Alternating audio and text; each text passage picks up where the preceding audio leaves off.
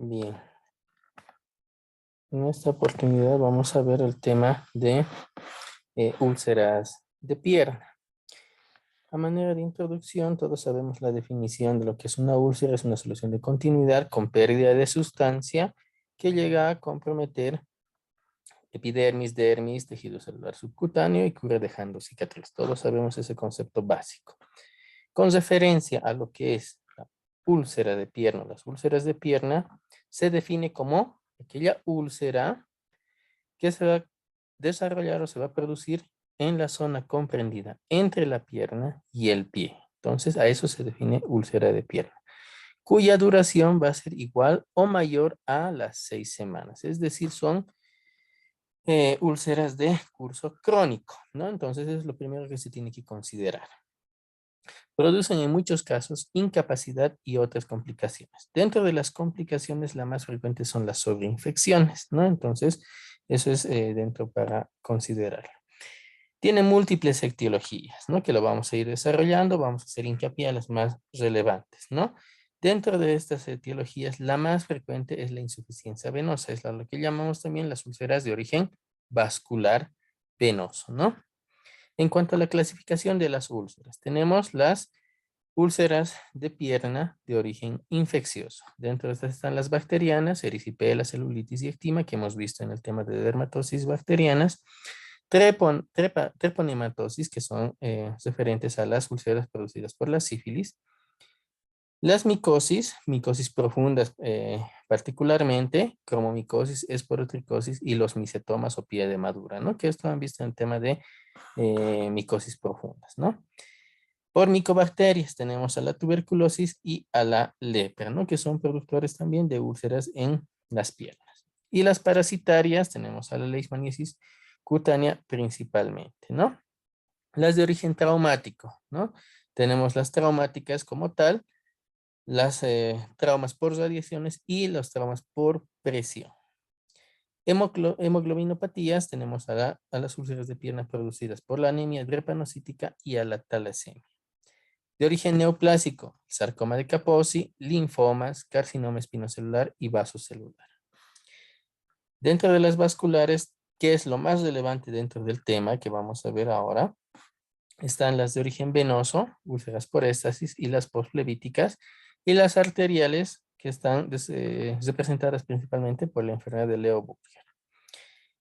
Autoinmunitarias, el lupus eritematoso sistémico, artritis reumatoidea, las vasculitis y el pioderma gangrenoso. Dentro de estas vamos a hacer hincapié en el pioderma gangrenoso, que tiene una particularidad importante. Dentro de las metabólicas, hay diabetes mellitus, que todos sabemos que esto tiene varias complicaciones y una de ellas son las úlceras que producen en las piernas y en el pie. Dentro de las úlceras infecciosas tenemos a la celulitis, esto lo vamos a ver rápidamente. Características clínicas de la celulitis: la placa eritematosa mal definida, eritematosa edematosa, piel lisa y brillante, aspecto de piel de naranja. Se caracteriza también por los signos de flegosis y la exulceración central con exudado purulento, ¿no? Se caracteriza por el dolor, ¿no? Entonces, eso es, ya hemos visto en temas anteriores. El eczema, característica clínica del eczema: las úlceras en sacabocado con un fondo cubierto por una costra necrótica, ¿no? Fuertemente adherida, ¿no? La característica del eczema es que el dolor es de severa intensidad, siendo que las lesiones son pequeñas también. Por micobacterias, tuberculosis cutánea, vamos a la lesión ulcerosa con exudado purulento. Característica de la tuberculosis cutánea es que la cicatriz que va a dejar es retráctil, ¿no? Y dentro de otra causa de úlceras por micobacterias tenemos a la lepra, ¿no? Dentro de ellas una forma específica y muy particular, que es el mal perforante plantar, que es una úlcera a nivel de la planta del pie que llega a ser bastante profunda a medida que va progresando. Dentro de las parasitarias, la esporotricosis, principalmente la esporotricosis fija o la linfocutánea, que es la imagen que vemos acá, se caracteriza por múltiples lesiones nodulares que siguen un trayecto linfático y estas van a llegar a ulcerar, ¿no? La leishmaniasis cutánea se caracteriza por La úlcera de bordes sobrelevados, irregulares, con exudado purulento, posterior a la picadura de insecto, que eso es el antecedente importante a considerar. Considerar también el antecedente de residir en área endémica de leishmaniasis.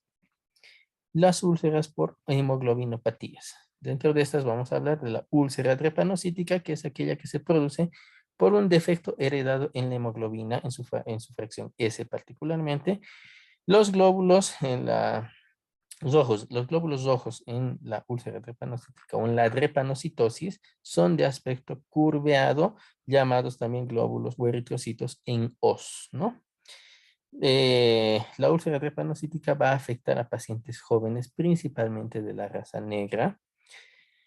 La localización, como pueden ver en la imagen, es a nivel de la cara interna de las piernas, es principalmente de distribución simétrica, ¿no?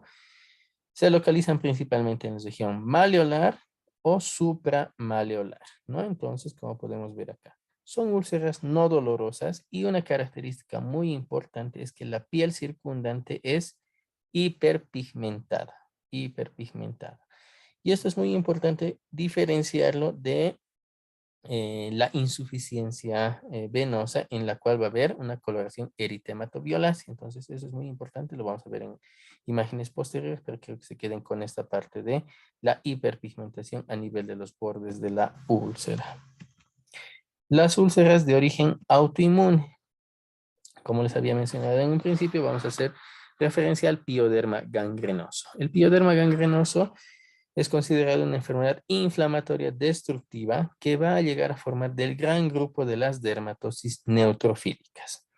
Se relaciona, este pioderma gangrenoso se va a relacionar con la enfermedad inflamatoria intestinal, tanto colitis ulcerosa como la enfermedad de Crohn. Es decir, cuando veamos pacientes con estas características de úlceras sugestivas de pioderma gangrenoso, se tiene que solicitar una valoración por gastroenterología para descartar que esto esté asociado a una enfermedad inflamatoria intestinal, ¿no? Y también hacer una anamnesis al paciente para descartar o confirmar si es que tiene características o síntomas gastrointestinales también. En cuanto a la clínica del pioderma gangrenoso, ¿cómo inicia un pioderma gangrenoso?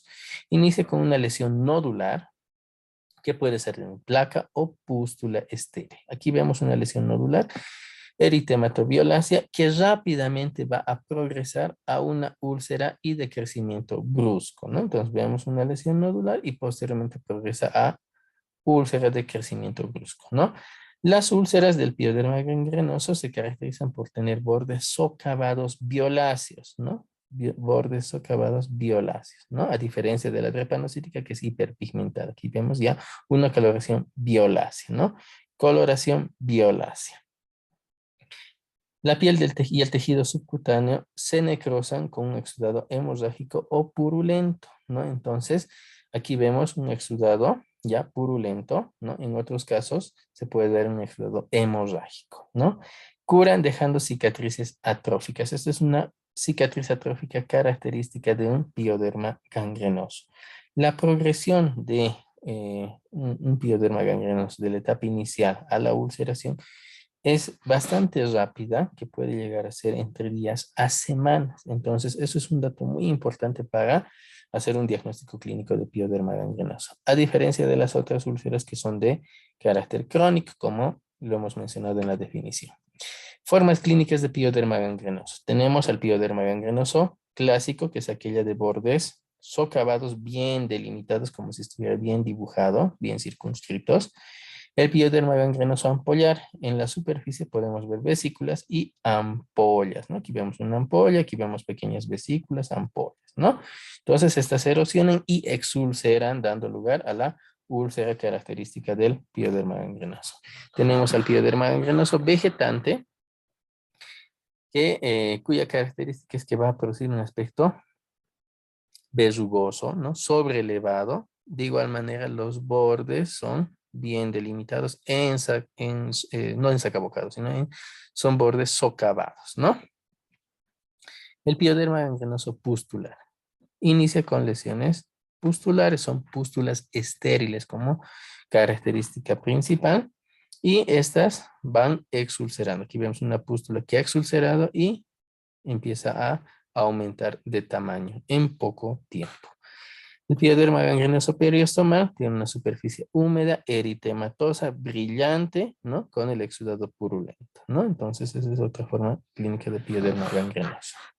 Úlceras de origen metabólico, en este caso a las úlceras por diabetes mellitus. Dentro de ello vamos a hablar del pie diabético, que se define como aquella solución de continuidad que penetra en la piel en cualquier región por debajo del tobillo, ¿no? Entonces, de la región malleolar para abajo se denomina pie diabético, ¿no? Esto con el antecedente de diabetes mellitus. Incluye la gangrena y la necrosis, que es característico en estos pacientes. Las lesiones de los pies, según su etiología, se clasifican en neuropáticas, isquémicas y las combinadas, que son neuroisquémicas, ¿no? En cuanto a los factores predisponentes, el principal va a ser la hiperglicemia, ¿no? Pacientes diabéticos mal controlados que hacen hiperglicemia, cursan con neuropatía tanto sensitiva como motora, el inmunocompromiso característico de estos pacientes y la complicación vascular, que es la angiopatía, tanto microangiopática como macroangiopática, ¿no? Como estos pacientes tienen una piel bastante delicada, bastante sensible, un simple traumatismo puede ser el inicio de un pie diabético. Hay muchos casos en los que por algún golpe pequeño se golpean en la punta del pie o les cae algún objeto, todo ello es que empieza a desencadenarse, ¿no? Y también sobre una infección, ¿no? Que puedan tener estos pacientes. Todos sabemos que herida en un paciente diabético es muy complicado, por muy leve que sea, hacerla recuperar y controlar. Como pueden ver aquí, imágenes características de lo que es el pie diabético. ¿Cómo puede empezar un pie diabético? Con una pequeña ulceración, aquí vemos en la cara plantar del hallux, y cómo va a ir progresando. Aquí vemos ya características necróticas, ya tenemos el compromiso vascular, ¿no? De estos pacientes en los cuales la úlcera se va a acompañar de necrosis.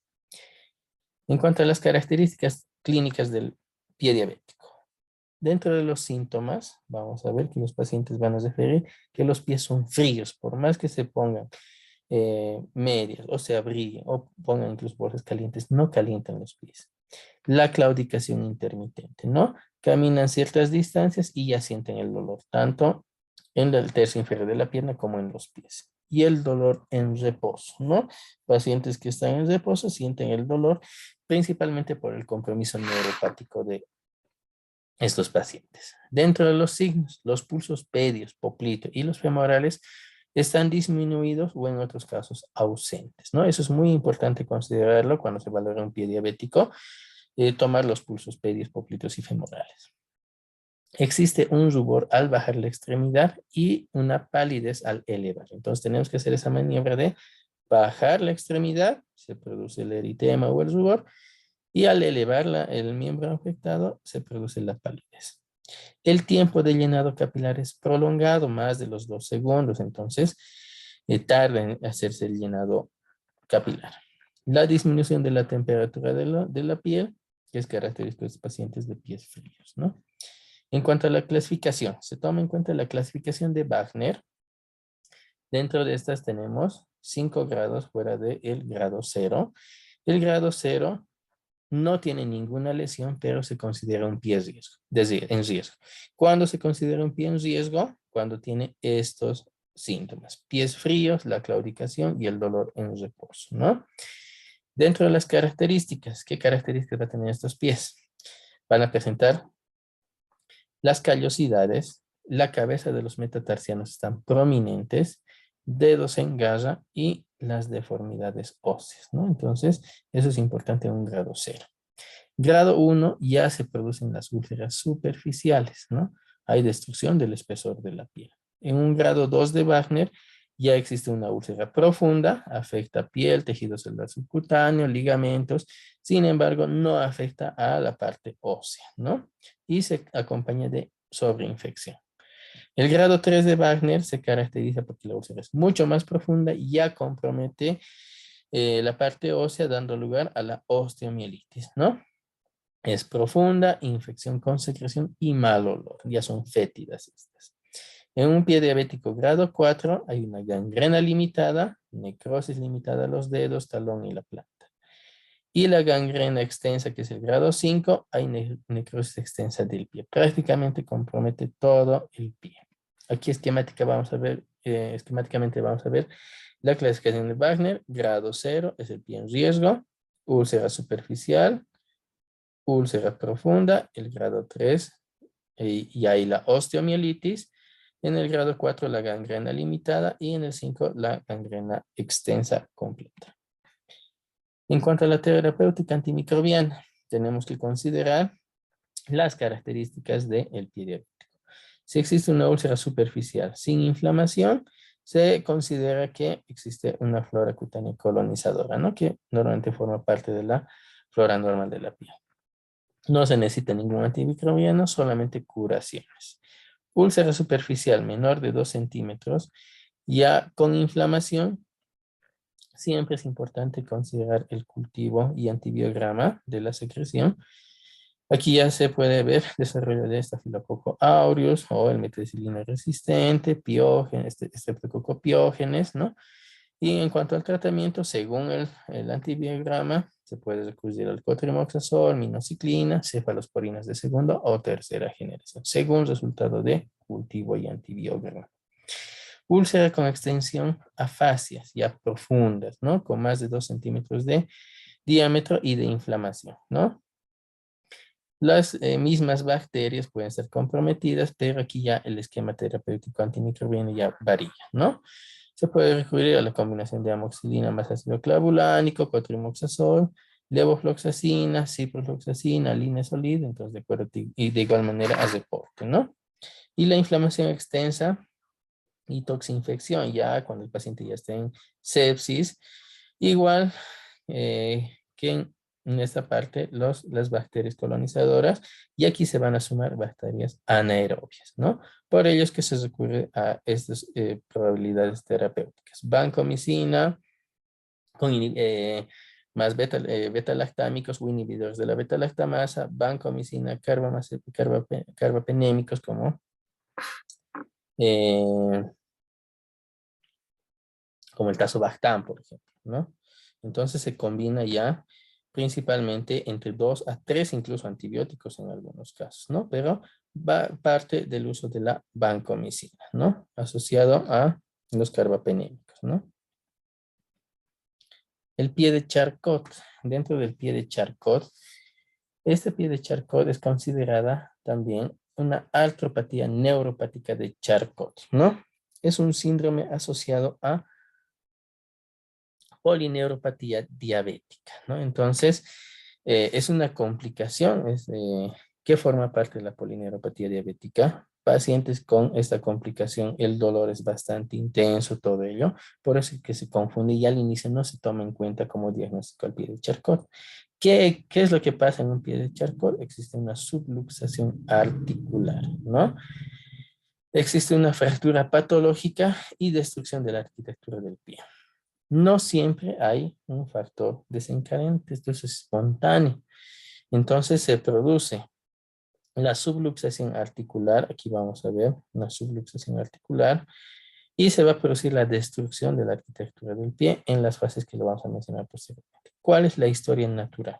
Inicia con una desintegración ósea y destrucción articular, pasando a una etapa de neoformación ósea, es decir, se va a formar un callo óseo de reparación de esa desintegración ósea hasta llegar a la consolidación ósea. Generalmente hay una deformidad del pie con una curación patológica.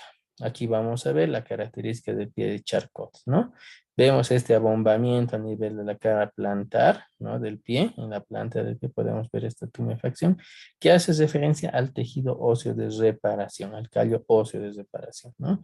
Entonces, esto ya les va a producir una incapacidad permanente. ¿Cuál es la evolución del pie de Charcot? En una etapa 1 hay un desarrollo y fragmentación. Este desarrollo y fragmentación ósea se va a producir clínicamente en la piel. ¿Qué es lo que vamos a ver? Vamos a ver una piel con hiperemia eritematosa y destrucción y fragmentación ósea con tumefacción. En esta etapa, como no hay una solución de continuidad ni nada de ello, la hiperemia en la piel eritematosa puede dar lugar a confusiones, principalmente con procesos infecciosos. ¿Y qué proceso infeccioso mayormente se piensa? En una celulitis, ¿no? La radiografía en esta etapa puede ser normal, ¿no? Y dura 3 a 4 meses. Entonces son tiempos prolongados, ¿no? En una etapa 2, que es la etapa de coalescencia, ya se produce el proceso reparador, ya se forma el callo óseo, desaparece el rubor, el eritema, disminuye el edema y el calor, entonces ya empieza en una etapa de reparación, ¿no? En la radiografía ya aparece la neoformación ósea, el callo óseo característico del pie de Charcot. Y hay una reacción perióstica con coalescencia y fusión de la articulación, ¿no? Ya no hay destrucción ósea y esto dura entre 8 meses a un año. Ven que ya es un tiempo mucho más prolongado. Y en la etapa de consolidación hay una curación con la deformidad residual del pie, como hemos visto anteriormente en la imagen, esa deformidad característica, ¿no? La radiografía, hay una maduración del callo de la fractura, la remodelación ósea y el pie queda ensanchado, ¿no? Como pueden ver en la imagen, es un pie ancho, como pueden ver, ¿no? Ni el zapato les llega a entrar, ¿no? Entonces, esa es la característica de la etapa de consolidación. Aquí es donde vamos a hacer mayor referencia, ¿no? Las úlceras vasculares, ¿no? Tenemos a las úlceras por éstasis. Estas úlceras por éstasis también son llamadas úlceras crónicas de la pierna, complejo vasculocutáneo, que es el término más correcto y adecuado para estos casos, y la úlcera varicosa, ¿no? En cuanto a la definición, constituye un síndrome multilesional de los miembros inferiores producida por necrosis quística, ¿no? Existe como característica fundamental la insuficiencia venosa, ¿no? Es que fisiopatológicamente les voy a explicar más adelante cómo es esto. Puede ser, en cuanto a las lesiones clínicas, vamos a ver, únicas o múltiples úlceras en una o ambas piernas. La úlcera por éstasis también se caracteriza por ser la enfermedad de las 4 I's. ¿Por qué? Las úlceras se van a presentar principalmente en la cara interna de la pierna, en el tercio inferior, afecta principalmente la pierna izquierda y si es que no hay un proceso infeccioso son indolores, ¿no? Esas son las 4 I's. Entonces, como les decía, generalmente son asintomáticas, excepto en casos de sobreinfección. En cuanto a la etiopatogenia, hay un factor hereditario, ¿no? Predisposición familiar, acusa con el complejo vasculocutáneo, insuficiencia valvular de las comunicantes, principalmente las superficiales, incremento de la presión venosa y proliferación capilar, aumento de la permeabilidad de fibrina y la hipoxia tisular característica por la éstasis sanguínea.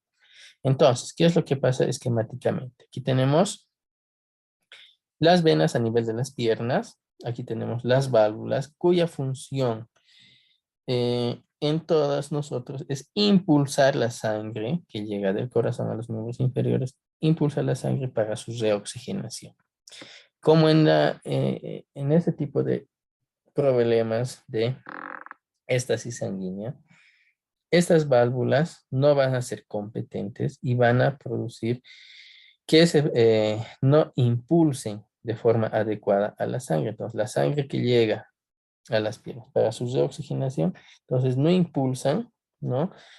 Acompañado de ello existe una falta de contracción de los músculos a nivel de las piernas, lo cual produce que se estanque la sangre y a medida que se va acumulando, al perder o al no reoxigenarse, se va a producir la insuficiencia tisular, que clínicamente se va a caracterizar por ese oscurecimiento de la piel en las piernas característico del complejo vasculocutáneo.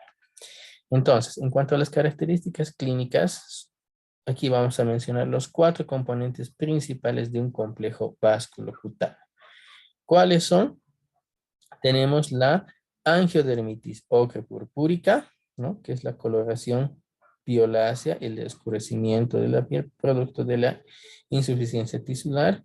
La epidermodermitis polimicrobiana, que es la sobreinfección de la solución de continuidad, colonización polimicrobiana, la úlcera y el edema, ¿no? Siempre va a haber el edema producto de la éstasis sanguínea, ¿no? Cuando están estos cuatro componentes presentes, se habla de un complejo vasculocutáneo completo. Puede faltar alguno de estos componentes, principalmente el edema o la úlcera. Cuando faltan estos componentes, se habla de un complejo vasculocutáneo incompleto, ¿no? Siempre va a haber la angiodermitis ocre-purpúrica como característica principal. En soluciones de continuidad, la epidermodermitis polimicrobiana. Aquí vemos características del complejo vasculocutáneo. Angiodermitis ocre-purpúrica perilesional. La úlcera, cuando hay la colonización bacteriana, la epidermodermitis polimicrobiana y el edema característico, ¿no? En algunos casos se suma la impotencia funcional. Hay pacientes que ya no pueden ni caminar.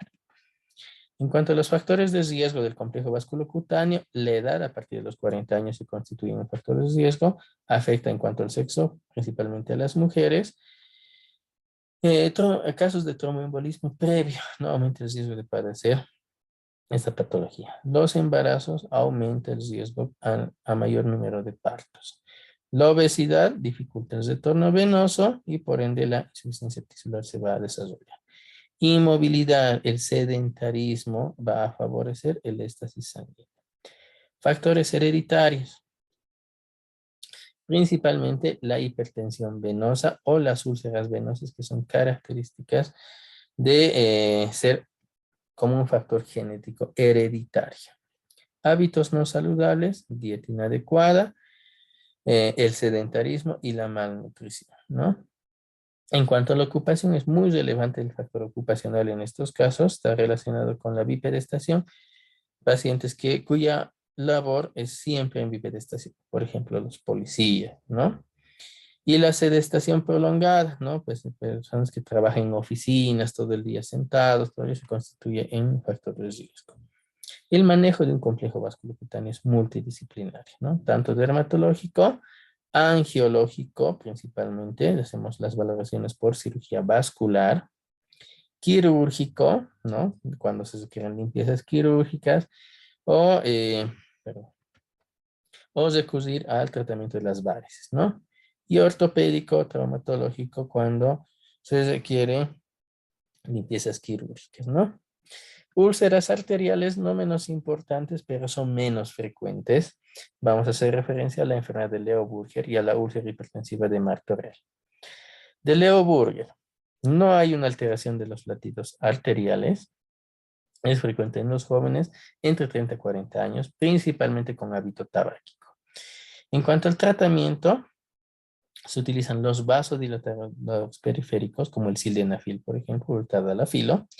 Tratamiento quirúrgico, gangliectomía, ya sea lumbar y resección de la zona necrótica, ¿no? Entonces, el manejo es netamente quirúrgico en la mayoría de los casos. La úlcera hipertensiva de Martorell se va a dar lugar en pacientes con hipertensión arterial sistémica. De inicio, se caracteriza por una zona eritematosa en la parte inferior y externa de las piernas, contrario a las úlceras venosas que son internas. Puede ser única o múltiples, que son bastante dolorosas. En las venosas el dolor casi no se presenta. Y el aspecto ensacabocado, las úlceras, a diferencia de las úlceras venosas, son pequeñas, menores a los 6 centímetros. Y el tratamiento es el control de la hipertensión arterial sistémica. Aquí vemos las úlceras de origen arterial bien redondeadas, delimitadas, menores a los 6 centímetros, ¿no? Pero son bastante dolorosas. Características diferenciales entre úlceras de origen venoso y arterial. La localización en las venosas, las 3 I's principalmente, ¿no? Cara interna, tercio inferior, pierna izquierda. Las arteriales, tercio inferior de las piernas y de los pies. Y tiene un aspecto principalmente que va a desarrollar sobre prominencias óseas, principalmente a nivel maleolar, ¿no? Y se localiza a nivel externo, ¿no? En cuanto al tamaño, es variable, tiende a crecer y las arteriales son principalmente pequeñas. La forma oval y las arteriales son redondeadas. En cuanto a los bordes, irregulares, excavados y bien delimitados. Y en los arteriales son lisos y bien regulares. La piel perilesional, la angiodermitis ocre característico. En cuanto a las úlceras arteriales, la piel perilesional es pálida, ¿no? Es brillante, delgada, con tendencia a la sequedad. Y en cuanto a la profundidad, las venosas son superficiales, mientras que las arteriales llegan a ser más profundas, ¿no? Y en cuanto al aspecto, las úlceras de origen venoso generalmente son únicas, ¿no? En cambio, las arteriales pueden ser varias, pero de pequeño tamaño. El exudado es moderado o abundante, en ocasiones sanguinolentas. Habitualmente es escaso el exudado en las úlceras arteriales, no son secas principalmente. El edema está presente en las úlceras venosas y en las arteriales no se puede evidenciar el edema en la mayoría de los casos. Infección, dolor, tendencia a la infección en ambos casos, ¿no? Posición en decúbito. Mejoran los síntomas en el decúbito, empeoran los síntomas en el decúbito. Temperatura normal. Y en la arterial hay temperatura fría, ¿no? Como en un pie diabético.